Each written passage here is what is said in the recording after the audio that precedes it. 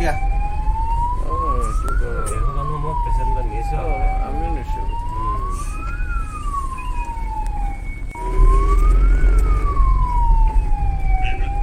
Hello'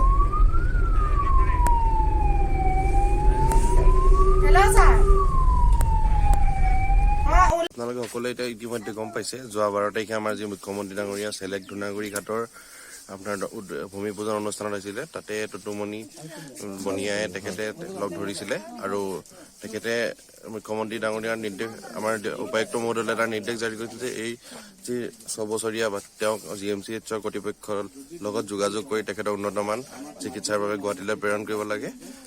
মুখ্যমন্ত্ৰীৰ দ্বাৰা নিৰ্দেশ অনুসৰি আমাৰ জিলা প্ৰশাসনে GMCHৰ লগত অলৰেডি কথা পাতিছে আৰু সেইবাবে তেওঁক আজি গুৱাহাটীলৈ ইয়াৰ পৰা শ্বিফ্ট কৰিছে। গুৱাহাটীতো সকলো মুখ্যমন্ত্ৰী ডাঙৰীয়াৰ তত্বাৱধানত যিখিনি কৰিব লাগে যা যোগাৰ কৰা হৈছে।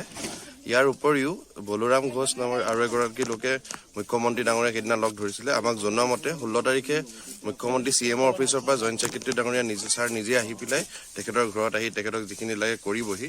আৰু ইয়াৰ উপৰিও অংকিতা বৰা নামৰ এগৰাকী ছোৱালী আছিল তেখেতৰ ভগ্নী সংগীতা বৰাৰ বাবে মুখ্যমন্ত্ৰী ডাঙৰীয়া থিতাতে তেখেতক অন দ্য স্পট 1 লাখ টকা তেখেতক চেক প্ৰদান কৰিছে অলৰেডি। ধন্যবাদ জনাইছো দিয়া